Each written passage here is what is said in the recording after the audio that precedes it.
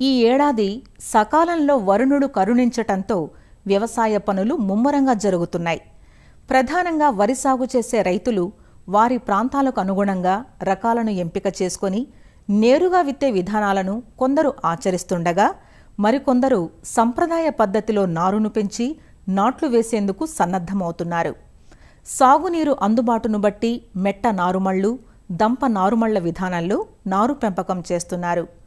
నారు మొక్కలు ఎంత ఆరోగ్యంగా ఉంటే ప్రధాన పొలంలో నాటిన తర్వాత పైరు అంత ఏపుగా ఎదుగుతుంది.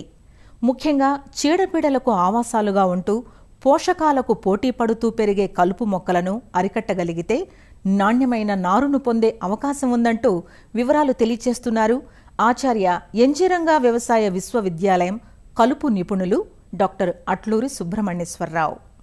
వరి నారుమళ్లలో మనకు అత్యంత సమస్యాత్మకం ఏంటంటే మనకి ఎక్కువగా ఊద, బంతూత లాంటివి, అట్లాగే కావలిగడ్డి, ఉప్పుగడ్డి, ఇటువంటి గడ్డి జాతి మొక్కలు, తుంగజాతి మొక్కలు, ఆమడకాయ, అమృతకాడ, అట్లాగే బొక్కెనాకు, ఇటువంటివన్నీ కూడా ఎక్కువగా వస్తూ ఉంటాయి.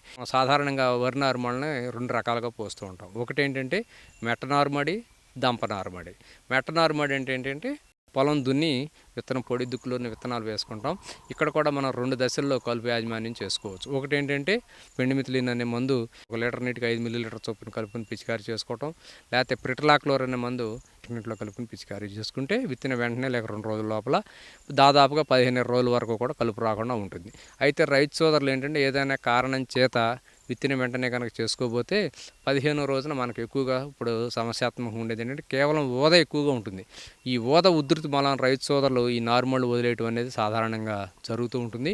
సైహాలఫాబెటైల్ అంటే 1 లీటర్ నీటికి 2 మిల్లీలీటర్ల చొప్పున కలిపి పిచికారీ చేసుకుంటే వరికి ఎటువంటి ఇబ్బంది లేకుండా వరిలో వచ్చేటువంటి ఊదను నిర్మూలించుకోవచ్చు. లేదు అన్ని రకాల కలుపు మొక్కలు ఉంటే కనుక బిస్పైరిబ్యాక్ సోడియం అనే మందు 1 లీటర్ నీటికి 0.4 మిల్లీలీటర్ అంటే 10 లీటర్ నీటికి 4 మిల్లీలీటర్ల చొప్పున మాత్రం కలుపుకొని పిచికారీ చేసుకుంటే నార్మల్లో ఎటువంటి ఇబ్బంది లేకుండా కలుపు లేనటువంటి చక్కటి నారు వస్తుంది. ఇది మెట్ట నార్మల్లో చేసుకో. అదే దంప నార్మడి అయితే మాత్రం సాధ్యమైనంత వరకు 15వ రోజునే ఈ 2 మందులు ఏదో ఒక దాన్ని సైహాలఫాబెటైల్ కానీ లేదా బిస్పైరిబ్యాక్ సోడియం మందు ఎల్లో కానీ ఏదో ఒక దాన్ని చేసుకుంటే సరిపోతుంది. ఇది మన వరి నార్మళ్లలో మనం కలుపు రాకుండా చేసుకోవాలి. ఎందుకంటే సాధారణంగా ఏంటంటే నారుమడి పీకేటప్పుడు నారుతో పాటుగానే మనకి తుంగ కానివ్వండి లేకపోతే ఊద ఇటువంటివన్నీ కూడా వెళ్ళి మళ్ళీ పొలం అంతా కూడా వ్యాప్తి చెందడానికి అవకాశం ఉంటుంది. కాబట్టి సాధ్యమంత వరకు మనకు మెట్ట నారుమడిలో కానీ దంప నారుమడిలో కానీ అవసరం వేస్తే వెంటనే 15వ రోజున తప్పనిసరిగా కలుపు నిర్మూలన చేసుకుంటే ఇటువంటి కలుపు లేనటువంటి నారు చక్కగా